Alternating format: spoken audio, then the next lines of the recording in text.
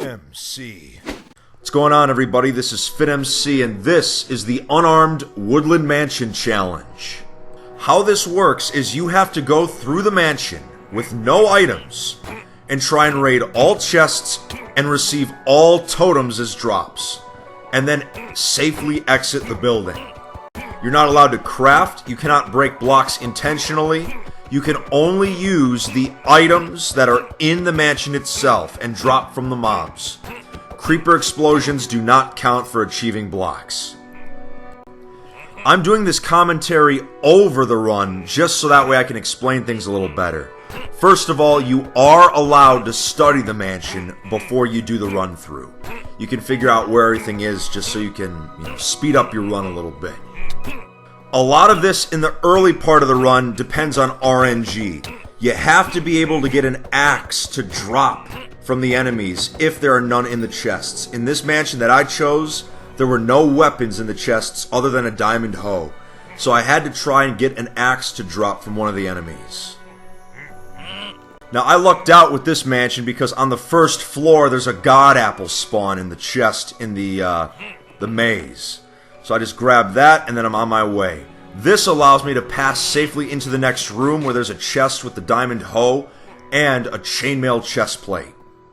I actually think that these runs could actually be pretty popular, just doing an unarmed speed run of the mansion basically. So like I said, the criteria is you have to loot all chests that have loot in them, even if it's just saplings. The empty chests don't count. And then you have to be able to kill all invokers in the mansion and get all totems. From there, just getting out alive is all you need to do. The timer stops once you exit the front door. So once again, at this part, I'm just trying to get an axe drop. I'm playing on hard difficulty, so that way there's a better chance they'll actually drop an axe. So believe it or not, it might be easier for you to play on hard instead of the other difficulties for this run.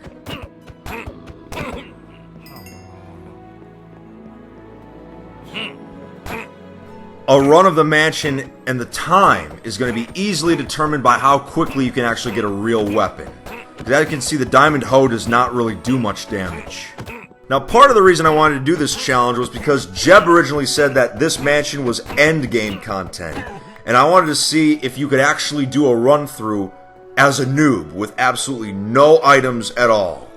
Just hypothetically, would it be possible? And as you can see, it's going to be. Now, having a weapon and having some food other than the god apples and the golden apples provides a huge benefit to the run. You have much higher survivability. Now, I could have had a slightly faster time on this run if I had studied the mansion a little more, but I actually did not study every single room beforehand, which is why I spend a little bit of time going into these rooms with empty chests, essentially. But I'll be providing the actual seed and coordinates of this mansion if you want to try this one in particular out and see if you can get a faster time than me. I think it'd be a lot of fun. So that's right, you have to raid every single chest, including the ones with just saplings. So you need to raid all chests that have items in them, and you have to get all the totems. That counts, in my opinion, as a successful clear of the mansion.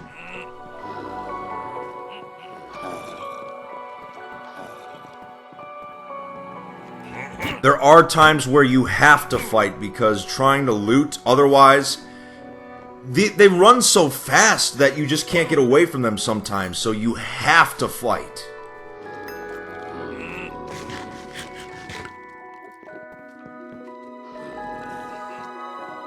I will say this structure is incredibly detailed. Mojang really, gave it their all on this one. I'm really impressed by how these structures are actually made. And it's just so cool that once you're done raiding it, you could actually live in it if you wanted to. I think that's super cool.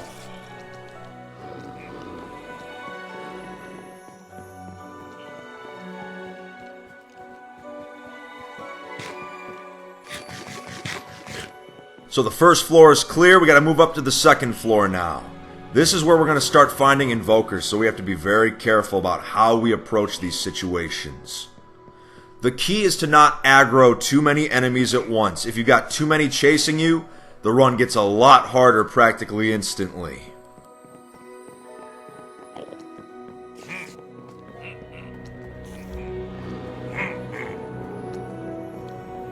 Up here is going to be another God Apple spawn, so this will make the Invoker battles a little bit less tense. You don't have to grab everything from the chests, just as long as you grab something that says you raided it. I got unlucky with this guy right under the ladder that cost me a little bit of time, but that's alright. So let's go for our first Invoker battle. The key is to get the kill quickly, and then switch the totem to your offhand right away as insurance. The idea is to keep the momentum going. Once you've got your first totem, you can start going on a bit of a rampage and not have to worry about dying so much, because it will resurrect you.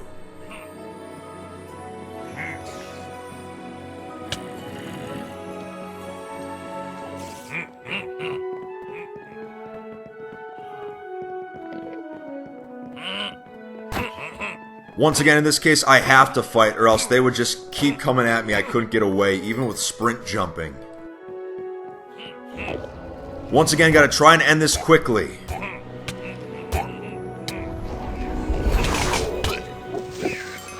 Right there, upon receiving the second totem, I used up the first, which actually saved my life.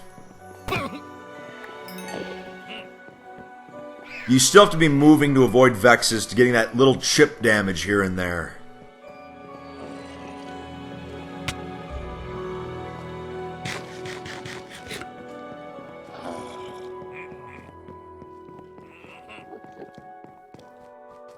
So once again, I'm just checking the floor to make sure I killed all Invokers before I move on to the top floor. There's still one left on this floor.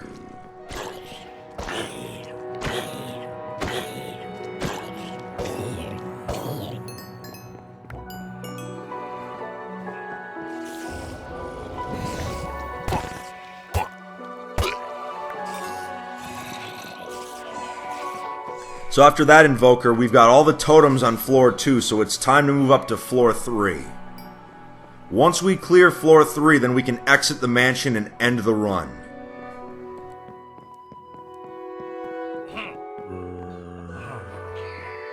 That zombie has armor, but we don't need that right now. We should be alright. Alright, there's a lot of enemies in that room, so I want to lead them out one by one and take them on.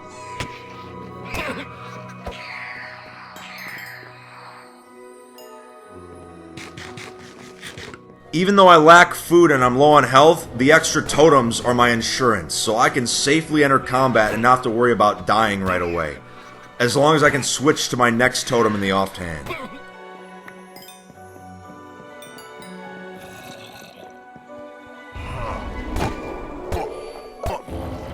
They go down in only 4 hits if you can corner them with an axe. Makes it quite easy if you think about it. But once again, the momentum. You just gotta keep going. If you waste time, you're gonna lose time. Alright, that... Ooh. I remember that one. That was a close call. I needed to get back in there to get that totem, or else the run wouldn't have counted.